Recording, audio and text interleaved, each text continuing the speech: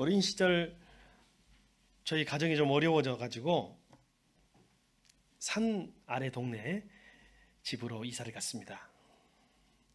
좀 불편했지만 행복하게 살았습니다. 근데 어느 날 저희 집 위에 산이 깎이고 아파트가 하나 지어지고 큰 축대가 세워졌습니다. 아파트와 축대를 머리 위에 얹고 살아가는데 어린 저는 잘 몰랐지만 저희 부모님들은 그것이 늘 마음의 걱정거리였나 봅니다. 저 축대가 무너지면 어떡하나. 그래서 수시로 축대를 돌아보고 혹시 금간대는 없는지 무너지는 곳은 없는지 살피면서 노심초사했던 기억이 납니다. 이제 그것이 얼마나 위험한 상황인가 하는 것을 조금 깨닫게 됩니다. 요즘 그런 심정입니다. 축대가 무너지고 있다라는 느낌을 받습니다. 뭔가 불길하고 속상하고 암담하다는 느낌을 떨쳐버릴 수 없습니다. 아마 여러분도 같으리라 생각이 됩니다. 주님의 교회가 무너지고 있습니다.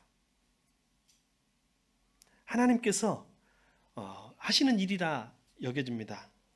전염병은 그동안 숨겨왔던 한국교회의 민낯을 만천하에 드러내고 있습니다. 부끄럽고 참담하기도 합니다. 그리고 그 거룩하신 예수님이 그렇게 속되게 소비되고 있음을 우리는 발견하게 되고 가슴 아파하게 됩니다. 여러분, 오도된 신앙은 무신론보다 위험하다는 말이 있습니다. 이성이 작동하지 않고 상식이 통용되지 않는 것은 광신이라고 합니다.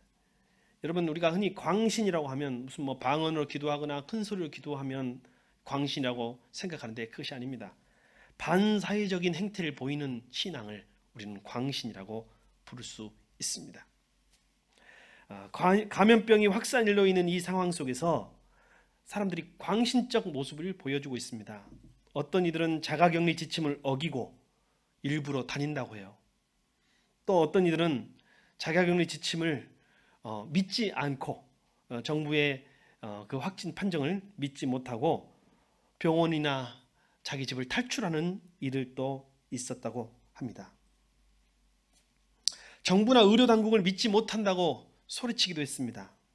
어떤 이는 보건소 직원에게 가서 몸을 비비고 침을 뱉으면서 너도 이제 검사 받아라 라고 소리쳤다는 이야기를 언론에서 접했습니다. 어떤 이들 기독교인들 가운데서 물론 95%, 90% 이상은 지금도 여전히 방역에 최선을 다하고 있지만 그래도 언론에 나오는 절대 다수인 것처럼 보이는 교회들은 대면 예배를 잠시 중단해달라고 하는 정부의 요청을 거절하고 그것을 신앙의 박해라고 치부하기도 했습니다. 여러분, 요즘 우리 사회에는 특히 모든 것을 음모론 시각에서 바라보는 사람들이 늘어나는 것 같습니다. 여러분, 음모론으로부터 벗어나십시오. 여러분, 극단주의자들은 극우와 극자는 음모론에 사로잡힐 확률이 아주 높습니다. 그것은 마찬가지거든요. 극우는 극좌로 통하고 극좌는 극우로 통하는 것입니다.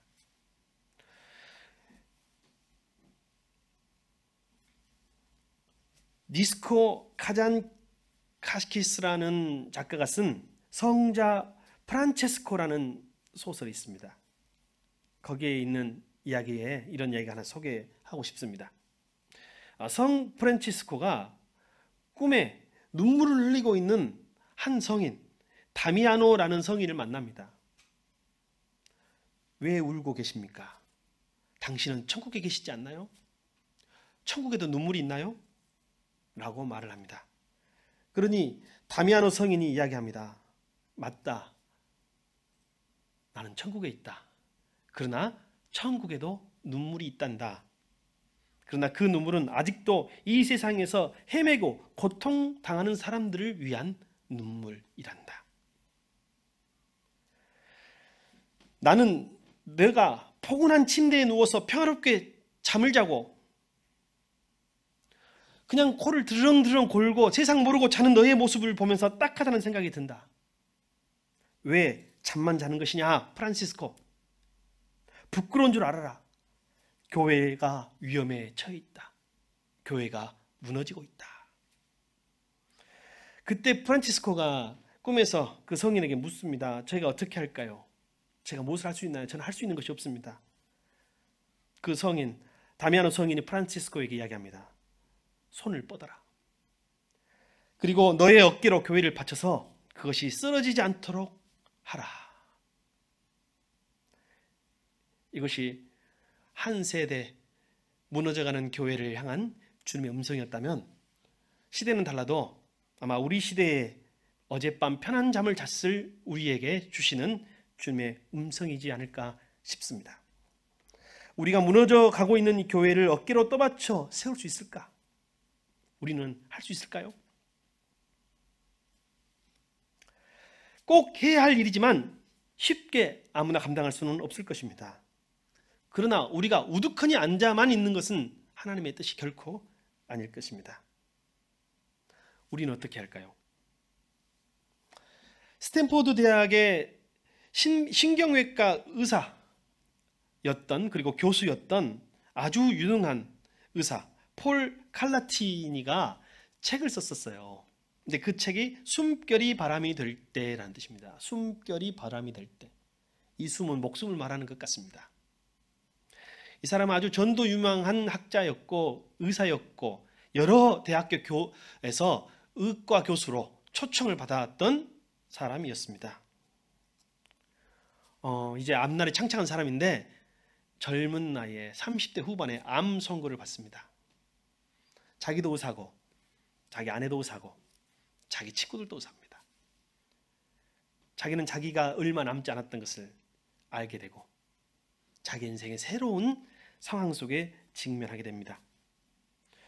그리고 그는 자기가 어떤 의학적 수단을 다 써도 오래 살 수 없다는 걸 깨닫고 인생을 책으로 정리해서 사람들에게 메시지를 전하려고 했습니다.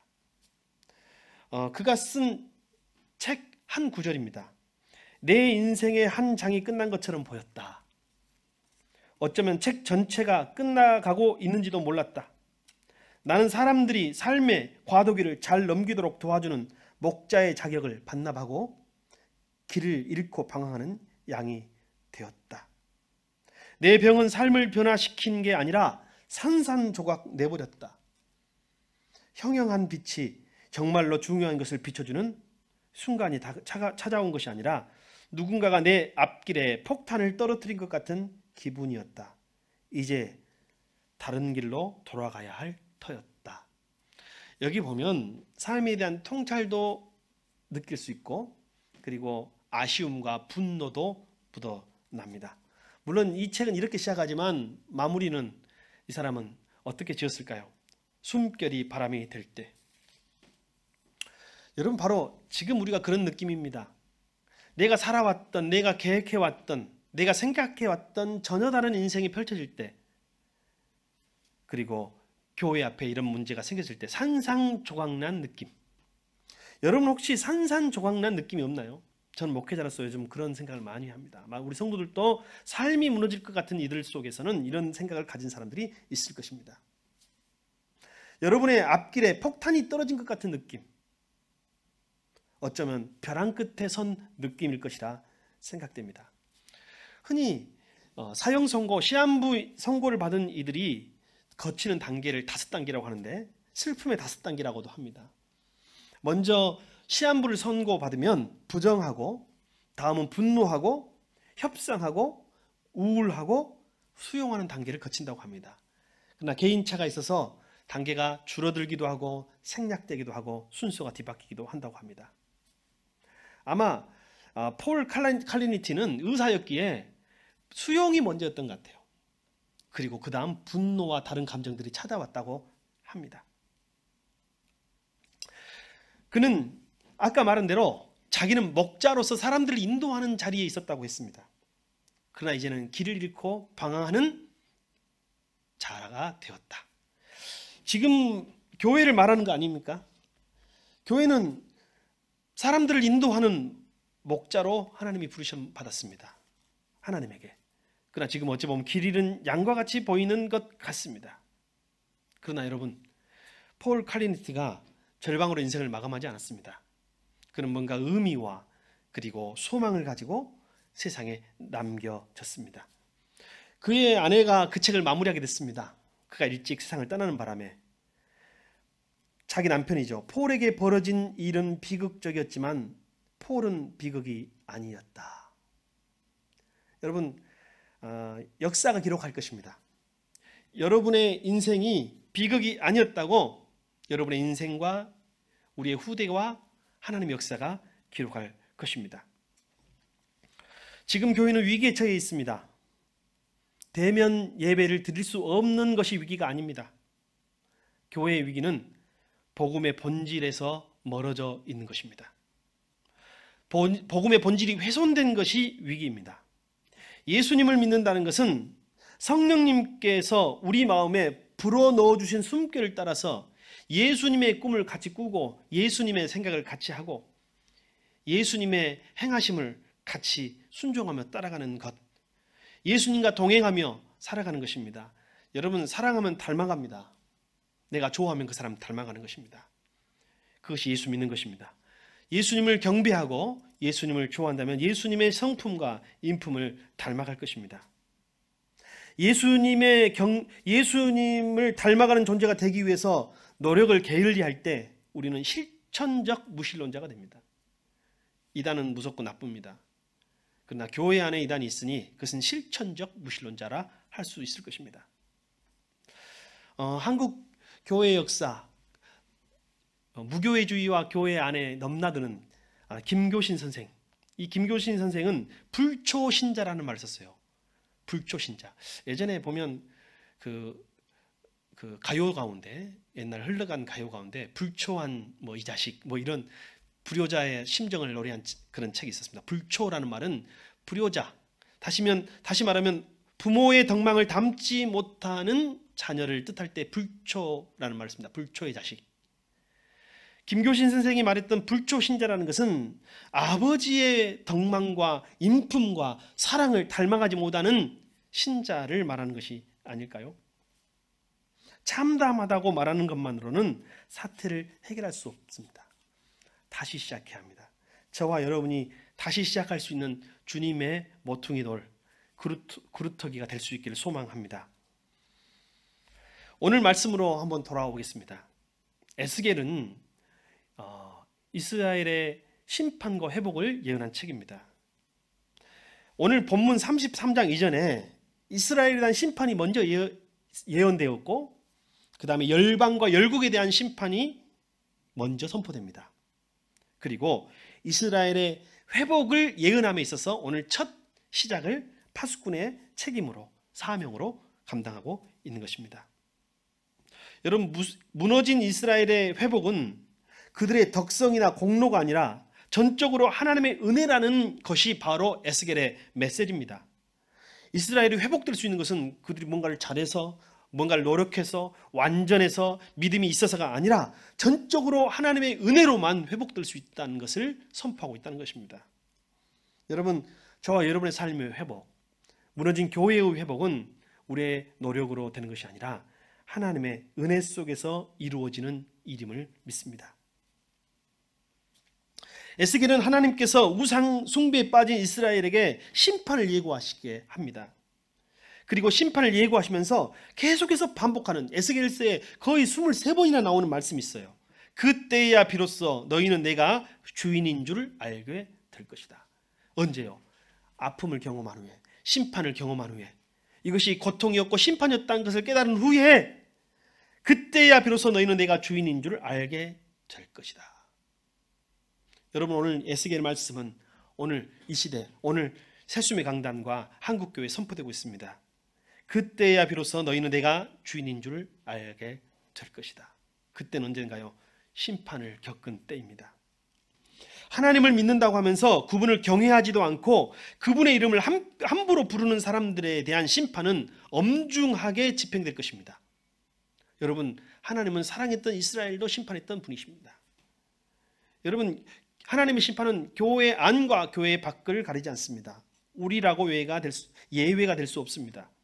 하나님의 이름이 우리로 인하여 모욕당하고 있는 현실이 고통스럽습니다. 하나님은 스스로 그런 낡은 것들을 무너뜨리시는 분이십니다. 에스겔의 심정이 어떠했을까요? 에스겔 3장에 보면 첫 번째 에스겔이 처음 소명을 받을 때입니다. 혹시 보여줄 수 있나요? 말씀을 에스겔의 심정이에요. 한번 읽어볼까요? 시작. 나는 괴롭고 분통이 터지는 심정에 잠겨 있었는데 주님의 손이 나를 무겁게 짓눌렀다. 성 프란시스코가 꿈결에서 들었던 소리, 너는 왜 잠자고 있느냐? 오늘 여러분 심정이 분통 터지는 거 아니에요? 오늘 아침 혹시 무슨 일 있나? 내가 설교 전에 알아야 할 상황과 국가적인 일이 있는가 뉴스를 잠깐 살폈습니다. 이런 내용이 있더라고요. 사람들이 모여있는 것만 봐도 분통이 터진다 라는 이런 기사가 있었습니다. 여러분 혹시 여러분 마음에 괴롭고 분통이 터지는 심정이 있습니까? 세상을 향하여, 이웃을 향하여, 교회를 향하여. 여러분 이 마음은 에스겔의 본래 마음이 아니라 하나님의 마음인 것입니다. 괴롭고 분통이 터지는 심정은 하나님의 심정이에요. 오늘 에스겔이 주님의 일을 다시 시작하기 전에 다른 사람은 느낄 수 없는 하나님의 마음을 느낍니다. 여러분이 이 시대 가운데 그리스도인으로서 괴롭고 분통이 터지는 심정에 사로잡혀 있다면 오늘 그것은 에스겔과 같은 마음일 것입니다. 그리고 그 마음은 하나님의 마음일 것입니다. 그리고 하나님이 에스겔에게 하시는 말씀이 바로 저와 여러분에게 주시는 말씀이 될 것임을 믿습니다. 오늘 에스겔에게 이 괴롭고 분통이 터져 있는 그 심정을 가진 에스겔에게 하나님이 소명을 하나 주고 있어요. 너는 파수꾼이다. 너는 파수꾼이 되어라. 여러분 파수꾼은 어떤 일을 하는 것입니까? 제가 예전에 군종병을 했는데요. 군종병을 했는데 교회에서 목회를 하는 것입니다. 이제 군종 목사가 있는 교회는 전도사처럼 일을 하고 군종 목사가 없는 좀 작은 부대 단위의 교회에서는 또 때로는 목사처럼 설교도 하고 하는 것입니다. 제가 군종병을 했었는데 그 일 중에 하나가 이제 한 번씩 밤에 경계서는 경계병들을 위문하는 일이 있습니다. 초소가 있고 그 초소에 가서 이제 초코파이, 군인들이 좋아하는 초코파이나 또는 커피 그리고 뭐 율무차 뭐 이런 걸 타가지고 갔던 기억이 납니다. 사실 이 경계 초소에 가면 총을 들고 경계하는 경계병들이지만 그들과 아주 작은 나지막한 이야기로 먼저 인사하고 한여름 아주 더울 때 또는 한겨울 아주 추울 때는 큰 위로와 위문이 됩니다.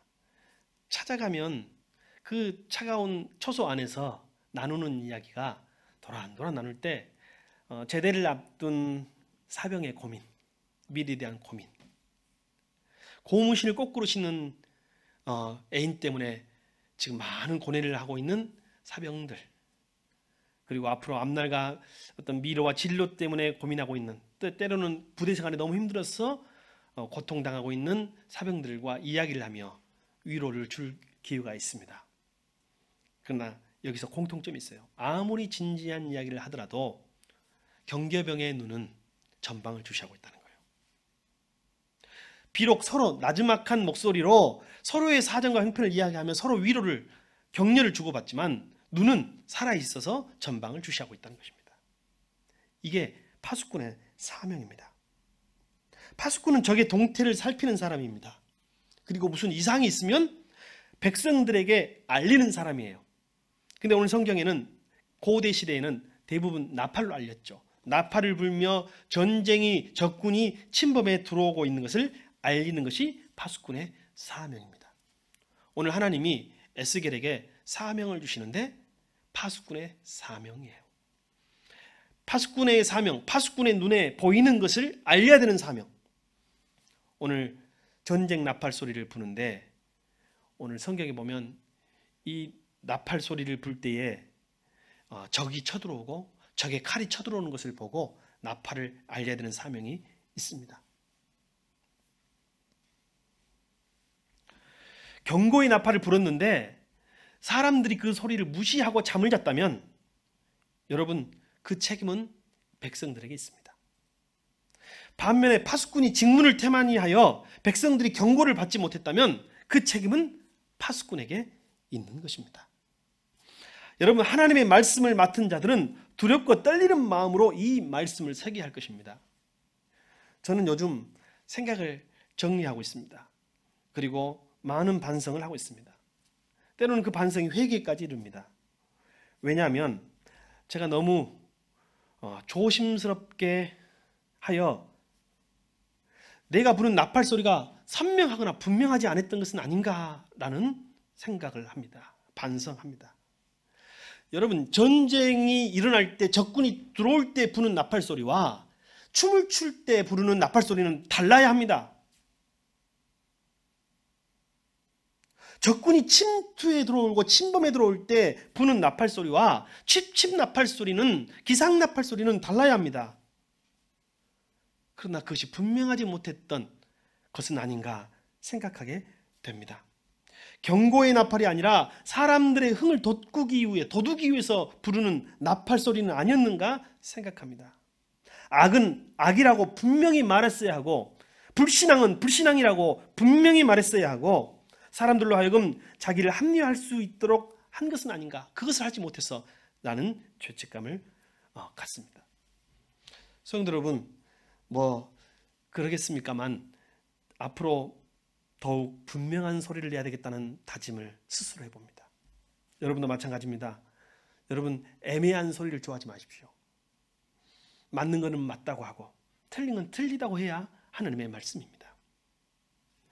듣기만 좋아하고 귀가 어두워진 사람들의 특징이 뭔지 아세요? 귀가 어두워진 사람들의 특징, 우매한 백성들의 특징은 뭐냐면 하나님의 말씀이 자기 삶을 뒤흔들어 놓는 것을 참지 못한다는 거예요. 하나님의 말씀은 우리 삶을 흔들어 놓습니다. 하나님의 말씀은 내가 가진 것을 내놓으라고 할 때가 있습니다.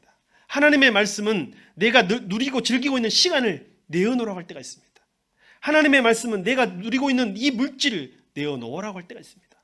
하나님의 말씀은 나의 본토와 친처와 아비집을 떠나 하나님이 지시할 땅으로 가라고 할 때가 있습니다. 근데 현대인들은 그것을 참지를 못해요. 하나님의 말씀이 자기의 삶을 뒤흔들어 놓는 것을 참지 못해요. 목사님, 그 말씀을 그렇게 하시면 안 되고 조금 돌려서 조금 부드럽게 해주시면 어떻습니까? 여러분, 달콤한 이야기를 좋아합니다. 현대 그리스도인들은 달콤한 이야기를 좋아하고 부드러운 이야기를 좋아해요. 스스로 괜찮다는 신자라는 확신을 그것으로부터 받고 싶어 합니다. 에스겔도 그런 세태에 실망했습니다. 사람들이 찾아왔습니다. 에스겔을 찾아왔어요. 파수꾼의 사명을 분명히 하려고 하는 에스겔에게 찾아와서 사람들이 주님께서 무슨 말씀을 하셨는지 물어봅니다. 자, 우리 성경 말씀 하나 찾아서 읽겠습니다. 에스겔 33장 31절 그리고 33절입니다. 화면에는 본문이 띄어집니다. 성경으로 봐도 좋겠습니다. 33장 31절부터 33절을 같이 한번 읽어보겠습니다. 사람들이 주님께서 무슨 말을 하셨는지 궁금해서 에스겔에게 물어보는 거예요. 마치 호기심 많은 사람들이 무슨 구경거리를 보러 오듯이 너에게 올 것이다. 그러나 그들은 내가 하는 말을 듣기만 할 뿐 그 말에 복종하지는 않을 것이다. 그들이 입으로는 달갑게 여기면서도 마음으로는 자기들의 욕심을 따르기 때문이다. 그들은 너를 악기를 잘 다루고 듣기 좋은 목소리로 사랑의 노래나 부르는 가수쯤으로 생각한다. 그래서 그들은 내가 하는 말을 듣기만 할 뿐 그 말에 복종하지는 않는다. 그러나 내가 너에게 시켜서 한 그 말은 반드시 이루어진다. 그 말씀이 이루어지면 그때야 비로소 그들 가운데 예언자가 있었다는 것을 그들이 알게 될 것이다. 성도 여러분, 에스겔이 파수꾼의 사명을 감당하고 이스라엘의 앞날과 심판을 예언하자 사람들이 찾아와서 더 자세히 언제 어떻게 그 일이 이루어지는지를 물어봅니다.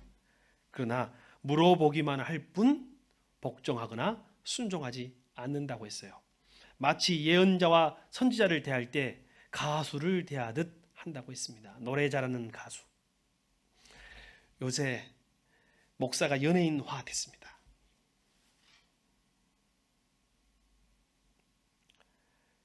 그래서 노래 잘하는 가수나 재밌는 개그맨이나 좋은 말 해주는 연사처럼 느껴집니다. 사람들이 그렇게 생각해요. 그리고 그의 말을 듣기만 할 뿐 앞으로 이루어질 말에 대하여, 일에 대하여는 별 관심이 없습니다.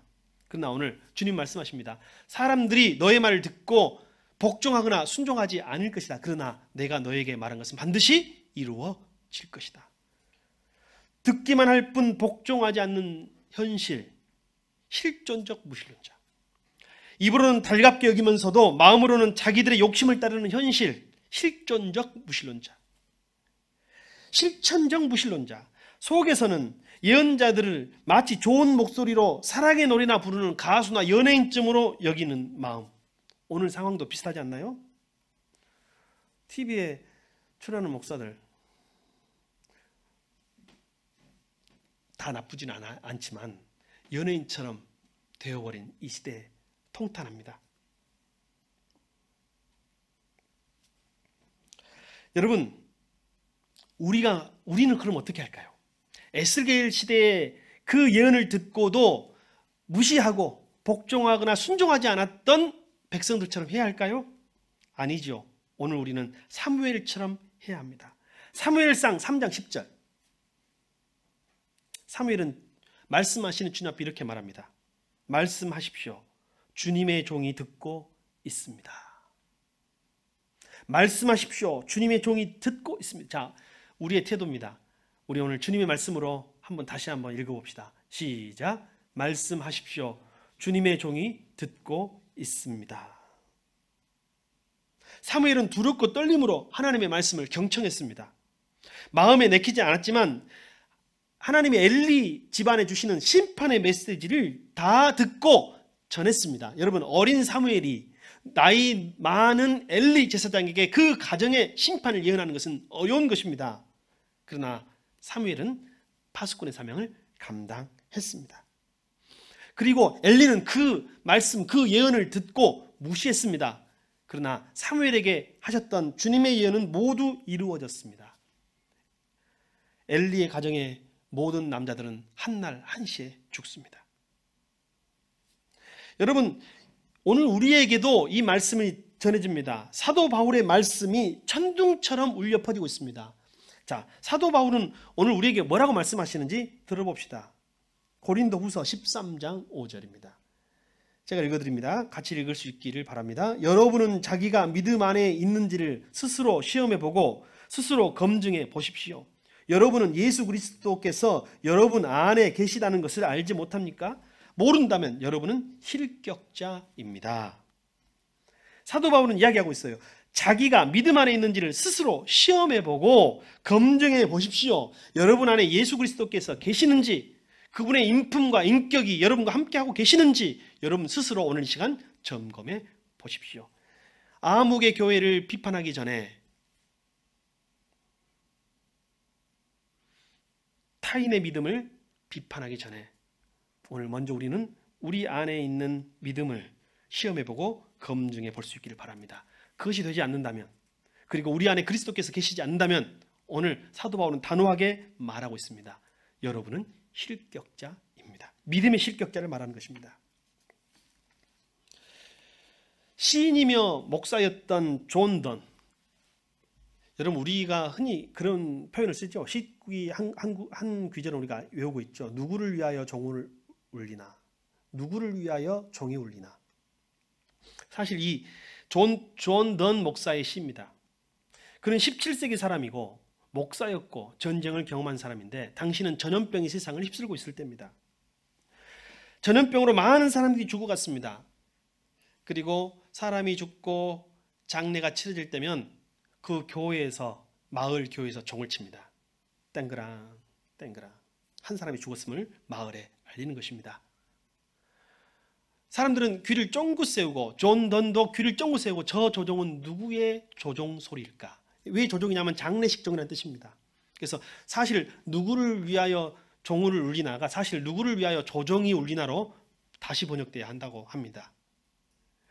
여러분, 이 조종 소리가 과연 누구의 조종 소리인가 사람들은 궁금해합니다.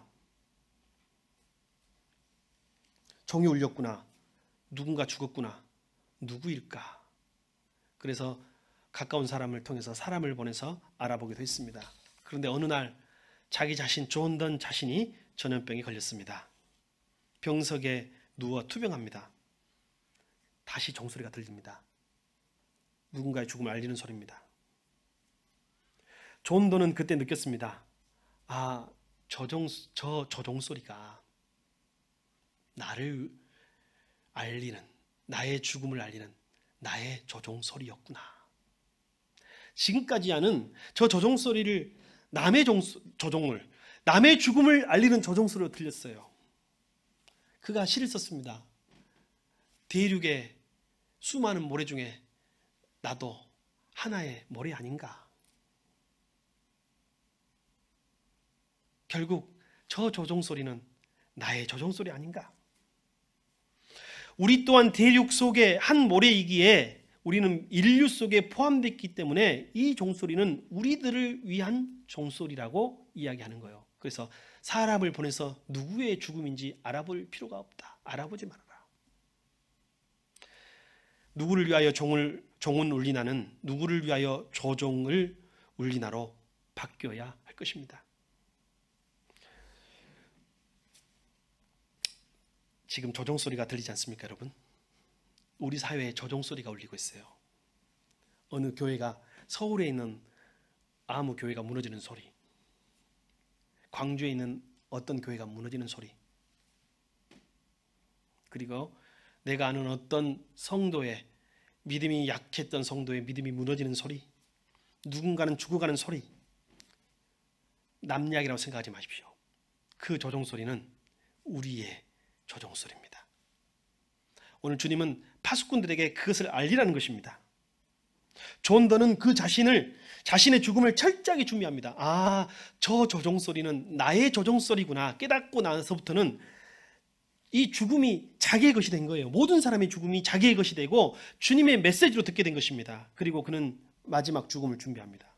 그럼 목사로서 마지막 설교를 준비합니다. 아, 준비하자. 그리고 그는 죽음과의 결투라는 마지막 설교문을 작성합니다. 그리고 마지막 장례식장에 사용할, 요즘은 사진이지만 초상화를 그립니다. 자기 자신의 초상화를 그리게 합니다. 그리고 얼마 후에 죽음을 맞습니다. 교회 걱정을 하고 있는 목사님들이 많습니다. 그리고 교회 걱정을 하고 있는 성도들이 많습니다. 이미 은퇴하셨지만, 목회 현장에서는 떠나 있지만, 큰 교회는 아니어도, 많은 수의 성도를 거느리지는 않았어도 한평생 바른 교회 세우기 위해서 노력했던, 그리고 은퇴하셨던 많은 분들이 그나마 존경하는 참된 보수주의자라고 할 수 있는 최영기 목사님이 이런 글을 남기셨더라고요. 이거는 지금 현재 한국교회가 대면 예배 때문에 많은 갈등이 있는 걸 알고 남기신 글 같습니다. 일부만 제가 소개합니다. 정부 시책이 편파적이라 할지라도 교회는 방역 시책을 쫓는 것이 맞다고 생각합니다. 코로나 바이러스는 감염 문제가 심각한 것이 사실이기 때문입니다.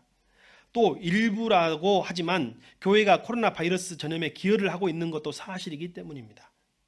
몇 달씩 예배를 못 드리게 된다면 모르지만 2차 감염이 잡힐 때까지 온라인으로 예배 드려달라는 요구는 받아들여야 할 것 같습니다. 이번 코로나 2차 감염 사태로 인하여 교회 위상은 바닥을 쳤다고 한탄하는 사람들이 있습니다. 여기서부터 잘 들으세요. 전도가 어려워지겠다고 염려하는 사람들도 있습니다. 맞습니다. 그러나 교회의 머리는 예수 그리스도이십니다. 이러한 상황에서도 주님이 구원할 사람은 구원하십니다. 이런 상황에서도 주님이 바꿀 사람은 바꾸십니다.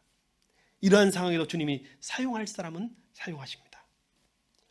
이게 오랜 신앙의 연륜을 가진, 그리고 한국사, 세계사, 개인의 인생사에서 수많은 굴곡을 가진 어른의 통찰이지 않나 생각됩니다.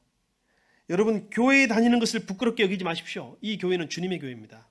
다만 그리스도의 뜻대로 살지 못하고 있는 것을 부끄러워하십시오. 몽매함 속에 빠진 이들을 보고 혐한 차지 마십시오. 오히려 내 자신도 실천적 무신론자로 살면서 불의와 공무하며 살았던 삶을 회개하십시오. 하나님을 신뢰하기보다 세상에 통용되는 방법에 기대어 살았던 삶을 회개하십시오. 지금 세상이 교회를 조롱한다고 하여 함께 조롱하면서 우리는 애굽에 머무를 수는 없습니다. 위험이 도사리고 있는 광야로 다시 나갈 용기를 내야 하지 않겠습니까? 지금 우리가 안전한 이 자리에 과거의 영광에 매여서 살 수는 없습니다. 교회는 다시 광야로 나아가야 합니다. 압도적인 무력으로 사람들을 강압하던 로마 제국에 맞서 하나님 나라를 꿈꾼 것이 예수 정신입니다. 이 세대 가운데 광야로 나아가서 새로운 하나님의 나라, 공의와 정의와 사랑이 실현되는 하나님의 나라를 선포하고 실현하는 것이 참된 예수 정신입니다. 방해물이 많아도 길을 찾아야 할 것입니다. 교회가 대면하기 힘듭니다. 대면하지 않아도 하나님이 주인 되신 예배를 이루기 위해서 우리는 노력해야 합니다. 참 존경받는 분들이 많이 은퇴해가지고요. 제가 예전에 존경했던 목사님의 설교, 짧은 설교문을 한번 제가 접했습니다. 사람들이 거짓 교사에 넘어가는 이들의 공통점, 특징이라고 말을 했습니다. 여러분 뭔지 아세요? 거짓 교사, 거짓 선지자에 넘어가는 사람들의 공통점, 그들에게 뭐가 있냐면 욕망과 무지라는 것입니다. 한국 교회 안에 많은 욕망이 있어요. 욕심, 정욕이죠. 그것은 거짓 교사를 따라가게 만듭니다. 우리의 욕망이 하나님을 향한 비전으로 바뀌어지기를 소망합니다. 무지입니다. 그 다음 무지. 무지하면 아무나 따라가는 거예요. 여러분, 우리가 비록 현재 대면할 수는 없지만 다시 기회를 잡고 있습니다. 하나님의 말씀으로 새로워질 기회, 하나님의 말씀으로 다시 기초를 다질 기회를 생각하며 기도하고 있습니다. 방해물이 많아도 길을 찾고 넘어지면 다시 일어나면 됩니다. 오늘 우리는 파수꾼의 사명을 감당합시다. 우리 마지막으로 옆에 있는 사람들이 아주 무엇보다 중요합니다. 파수꾼의 사명을 감당합시다. 이렇게 한번 가족들과 인사해 주시기 바랍니다. 시작. 파수꾼의 사명을 감당합시다. 기도하겠습니다.